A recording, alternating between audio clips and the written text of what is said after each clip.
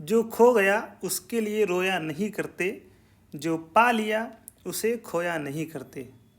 जो खो गया उसके लिए रोया नहीं करते, जो पा लिया उसे खोया नहीं करते। उनके ही सितारे चमकते हैं, जो मजबूरियों का रोना रोया नहीं करते। उनके ही सितारे चमकते हैं, जो मजबूरियों का रोना रोया नहीं करते। हेलो दोस्तों, कैसे हैं आप दोस्तों? एक बार फिर आप सभी का स्वागत है आपके अपने YouTube channel learn with KD पर। दोस्तों, आज के इस वीडियो में हम जानेंगे एनसीईआरटी बुक का बहुत ही महत्वपूर्ण चैप्टर उद्योग क्षेत्र। दोस्तों, बहुत ही इंपॉर्टेंट टॉपिक है, बहुत ही ध्यान से सुनिएगा। तो आइए शुरू करते हैं। हमारा पहला प्रश्न है, वर्तमान में भारत का सबसे बड़ा वस्त्र उद्योग केंद्र है। सही जवाब हो जाएगा ऑप्शन सी, मुंबई।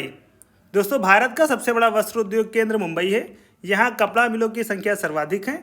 यहाँ से यूरोपीय देशों, पश्चिम एशियाई देशों तथा अफ्रीकी देशों को वृहद स्तर पर वस्त्रों का निर्यात किया जाता है। हमारा अगला प्रश्न है, स्वतंत्र भारत की प्रथम औद्योगिक नीति की घोषणा कब की गई थी? सही जवाब होगा ऑप्शन बी, 1948 में। दोस्तों, स्वतंत्रता के पश्चात देश की प्रथम औद्योगिक नीति की घोषणा 6 अप्रैल 1948 को तत्कालीन उद्योग मंत्री डॉक्टर श्यामा प्रसाद मुखर्जी के द्वारा की गई थी। इस नीति ने आगामी वर्षों में भारत की मिश्रित अर्थव्यवस्था के लक्ष्यों का पथ प्रदर्शन किया।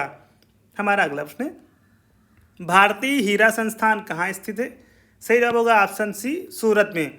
दोस्तों, भारतीय हीरा संस्थान सूरत, गुजरात में स्थापित किया गया है। भारतीय आभूषणों की गुणवत्ता, डिजाइन और वैश्विक प्रतिस्पर्धा बढ़ाने के उद्देश्य थे। भारतीय हीरा संस्थान की स्थापना वर्ष 1978 में की गई थी। दोस्तों, भारतीय हीरा संस्थान की स्थापना 1978 में की गई थी। हमारा अगला प्रश्न है, भिलाई स्टील संयंत्र किस प्रकार का उपक्रम है? सही जवाब होगा ऑप्शन ए, सार्वजनिक। दोस्तों, छत्तीसगढ़ के भिलाई में स्थित भिलाई स्टील संयंत्र सार्वजनिक क्षेत्र का उपक्रम है। इसकी स्थापना वर्ष 1955 में पूर्व सोवियत संघ के सहयोग से की गई थी। यह सार्वजनिक क्षेत्र का भारत का पहला इस्पात संयंत्र है। यह भारतीय इस्पात प्राधिकरण लिमिटेड सेल के अंतर्गत संचालित होता है। दोस्तों, वीडियो को लाइक करें, शेयर करें और कमेंट बॉक्स में जरूर बताएं कि वीडियो आपको कैसी लगी। हमारा अगला प्रश्न है, कंपनी द्वारा लाभांश की घोषणा की जाती है। सही जवाब होगा ऑप्शन सी, अभिदत्त पूंजी पर। दोस्तों, कंपनी द्वारा लाभांश की घोषणा अभिदत्त पूंजी सब्सक्राइब्ड कैपिटल पर की जाती है, क्योंकि अभिदत्त पूंजी कुल निर्गमित पूंजी का वह भाग है जो शेयरधारकों द्वारा क्रय किया जाता है। बढ़ते हैं अगले प्रश्न की ओर। निम्नलिखित संस्थाओं को उनके स्थापना वर्ष से सुमेलित कीजिए। तो दोस्तों, हमारा सही जवाब होगा ऑप्शन बी, 4, 1, 2, 3। दोस्तों, भारतीय औद्योगिक ऋण एवं निवेश निगम ICICI की स्थापना 1955 मुंबई में। दोस्तों, भारतीय औद्योगिक विकास bank IDBI industrial development bank of India 1964 में, मुख्यालय मुंबई में। भारतीय औद्योगिक पुनर्निर्माण बैंक की IRBI की स्थापना 1985 में। दोस्तों, भारतीय लघु उद्योग विकास बैंक की स्थापना 1990 में लखनऊ में।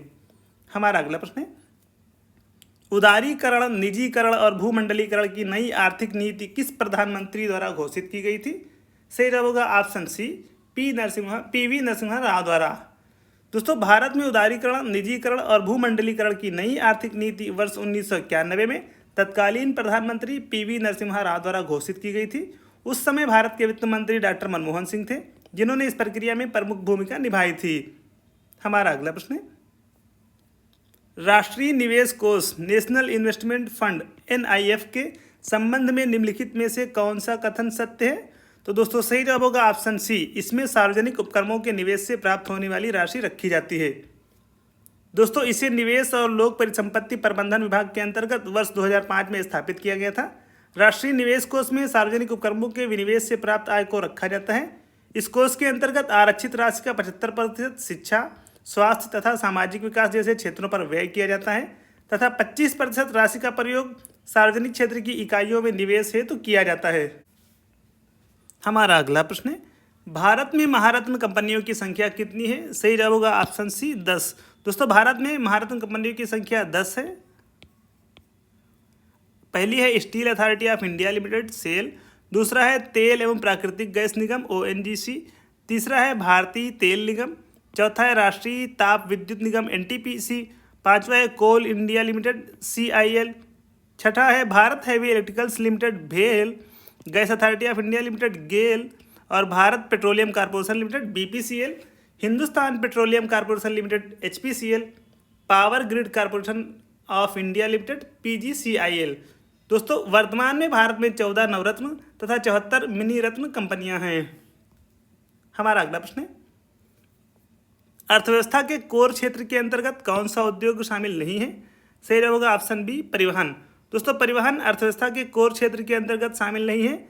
कोर क्षेत्र के अंतर्गत निम्नलिखित उद्योग शामिल हैं: विद्युत, कोयला, कच्चा तेल, प्राकृतिक गैस, सीमेंट, रिफाइनरी उत्पाद, उर्वरक, इस्पात। कोर क्षेत्र औद्योगिक उत्पादन सूचकांक IIP के लगभग 40% भाग का प्रतिनिधित्व करते हैं। हमारा अगला प्रश्न है, सूची फर्स्ट को सूची सेकंड के साथ सुमेलित कीजिए और सूचियों के नीचे दिए गए कोड का प्रयोग कर सही उत्तर का चयन करिए। तो दोस्तों हमारा सही जवाब होगा ऑप्शन डी। दोस्तों विशाखापत्तनम आंध्र प्रदेश में होता है पोत निर्माण, मुरी झारखंड में होता है एल्युमिनियम, गुरुग्राम हरियाणा में मोटर गाड़ियाँ, पनकी उत्तर प्रदेश में उर्वरक। हमारा अगला प्रश्न है, भारत में निम्न में से किन क्षेत्रों में प्रत्यक्ष विदेशी निवेश की अनुमति नहीं है? दोस्तों सही जवाब होगा ऑप्शन डी उपर्युक्त सभी, चिटफंड, लॉटरी, जुआ और सट्टेबाजी। दोस्तों भारत में प्रत्यक्ष विदेशी निवेश है तो प्रतिबंधित क्षेत्र के अंतर्गत निम्नलिखित क्षेत्र शामिल हैं: लॉटरी, जुआ, सट्टेबाजी, फार्म हाउस निर्माण, चिटफंड, निधि कंपनी, तंबाकू निर्मित सामग्री, नाभिकीय ऊर्जा एवं रेलवे, आधारभूत सुविधाओं को छोड़कर तथा हस्तांतरणीय विकास अधिकारों का व्यापार आदि। दोस्तों वीडियो को लाइक करें, शेयर करें और कमेंट बॉक्स में जरूर बताएं कि वीडियो आपको कैसी लगी। हमारा अगला प्रश्न है, सूची फर्स्ट को सूची सेकंड से सुमेलित कीजिए। सही जवाब होगा ऑप्शन ए। दोस्तों इकोमार्क उत्पादों की पर्यावरणीय गुणवत्ता हेतु, हॉलमार्क स्वर्ण चांदी प्लेटिनम आभूषणों की गुणवत्ता हेतु, रगमार्क बालश्रम प्रतिषेध हेतु तथा एगमार्क कृषि वस्तुओं की गुणवत्ता हेतु प्रदान किया जाने वाला मानक प्रमाण पत्र चिन्ह है। हमारा अगला प्रश्न है, भारतीय प्रतिस्पर्धा आयोग CCI का मुख्य कार्य है? तो दोस्तों हमारा सही जवाब होगा ऑप्शन सी, एकाधिकारी शक्तियों पर अंकुश लगाना, प्रतिस्पर्धा को बढ़ावा देना। दोस्तों उपर्युक्त दोनों ऑप्शन हमारे सही हैं।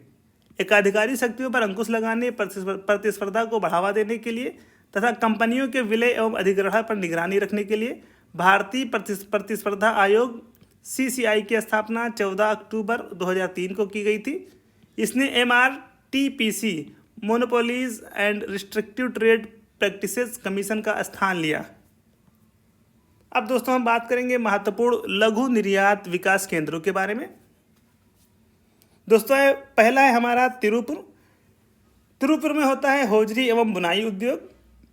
दूसरा है मुरादाबाद में दोस्तों होता है ब्रासवेयर, हैंडीक्राफ्ट और धातुपत्र। सहारनपुर में होता है काष्ठ नक्काशी। लुधियाना में भारी मशीनरी तथा होजरी। सूरत में होता है रत्न मशीनरी तथा होजरी।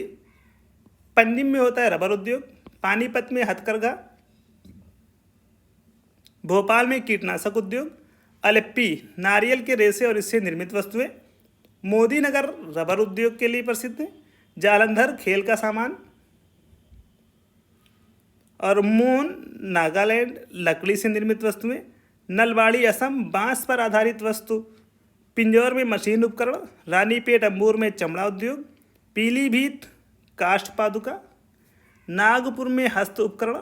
विशाखापत्तनम में मछली उत्पाद। मेरठ में खेल का सामान। अलीगढ़ पीतल के ताले के लिए। आगरा चमड़ा फुटवियर पर्यटन के लिए। खुर्जा मिट्टी के बर्तन के लिए। कांचीपुरम रेशम पारंपरिक साड़ी के लिए। सलेम है हस्त उपकरण के लिए प्रसिद्ध। और शिवकाशी है माचिस पटाखे के लिए प्रसिद्ध है। अम्बाला वैज्ञानिक उपकरण के लिए। जामनगर पेट्रोकेमिकल्स के लिए। राजकोट इंजन पंप के लिए। वापी अंकलेश्वर रसायन के लिए। बटाला मशीन उपकरण के लिए प्रसिद्ध है। बरेली जरी के लिए प्रसिद्ध है। भागलपुर बुनाई के लिए और चंदेरी पारंपरिक साड़ी उत्पादक क्षेत्र है। दोस्तों हम बात करेंगे भारत में रेलवे की प्रमुख उत्पादन इकाइयों के बारे में। दोस्तों पहली है हमारी चितरंजन लोकोमोटिव। इसकी स्थापना हुई थी 1950 में। चितरंजन में हुई थी। पश्चिम बंगाल में पड़ता है ये। यहाँ पे होता है रेल के विद्युत इंजन बनाने का सबसे पुराना कारखाना है। दूसरा है हमारा इंटीग्रल रेल कोच फैक्ट्री, इसकी स्थापना हुई थी 1952 में तमिलनाडु के पेरम्बूर में। यहाँ पर सवारी डिब्बों का निर्माण होता है। तीसरी है इंटीग्रल रेल कोच फैक्ट्री, स्थापना 1986 में कपूरथला पंजाब में। यहाँ पर रेल डिब्बों का निर्माण होता है। चौथा है हमारा डीजल इंजन आधुनिकीकरण कारखाना, इसकी स्थापना हुई थी 1981 में पटियाला पंजाब में। यहाँ पर डीजल इंजनों के विभिन्न संघटकों का निर्माण होता है। पांचवा है हमारा डीजल लोकोमोटिव वर्क्स, इसकी स्थापना हुई थी 1961 में उत्तर प्रदेश के वाराणसी में। यहाँ पर डीजल इंजन व विद्युत शटर्स का निर्माण होता है। दोस्तों हम बात करेंगे रेलवे के प्रमुख नए कारखानों के बारे में। दोस्तों पहला है पहिया कारखाना, ये छपरा में है बिहार में। यहाँ की उत्पादन क्षमता प्रतिवर्ष है 1 लाख पहिए प्रतिवर्ष। दोस्तों हमारा दूसरा है रेल इंजन कारखाना, जो कि बिहार के मधेपुरा में है। यहाँ पर 120 इंजन प्रतिवर्ष बनते हैं। तीसरा है हमारा रेल इंजन कारखाना मढ़ौरा बिहार में। यहाँ पर 150 इंजन प्रतिवर्ष बनते हैं। और चौथा है रेल कोच फैक्ट्री, जो कि रायबरेली में पड़ता है उत्तर प्रदेश में। यहाँ पर 1000 कोच प्रतिवर्ष बनते हैं। तो दोस्तों ये थे हमारे उद्योग क्षेत्र से संबंधित कुछ बहुत ही महत्वपूर्ण प्रश्न। दोस्तों वीडियो को लाइक करें, शेयर करें, और अगर आप चैनल पर नए हैं तो चैनल को सब्सक्राइब करना बिल्कुल भी ना भूलें। दोस्तों डिस्क्रिप्शन में चैनल की प्लेलिस्ट दी गई है, वहाँ पर सारी वीडियोस को देखें। दोस्तों वो सारी वीडियोस आपकी आगामी परीक्षाओं के लिए बहुत ही महत्वपूर्ण साबित होंगी।